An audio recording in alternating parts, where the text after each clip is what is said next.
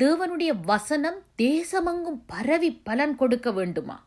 வேதத்தின்படி நாம் செய்ய வேண்டிய மன்றாட்டு, உலகம் முழுவதும் மீட்படைய எங்களுக்காக ஜீவனை கொடுத்தவரே, உலகத்தில் வந்த எந்த மனுஷனையும் பிரகாசிப்பிக்கிற மெய்யான ஒளியும் அவரே.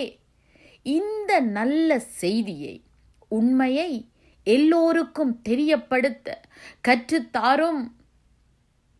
கேட்கிற நாங்கள் உமது வார்த்தையில் மனமகிழ்ச்சியாயிருக்க கிருபை தாரும்.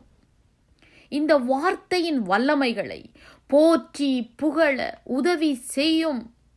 அப்பா, யார் யாரெல்லாம் நித்திய நிலை வாழ்விற்கு நியமிக்கப்பட்டிருக்கிறார்களோ அவர்கள் உமது வசனத்தின் மேல் நம்பிக்கை விசுவாசம் வைக்கும்படி வழி நடத்தும்.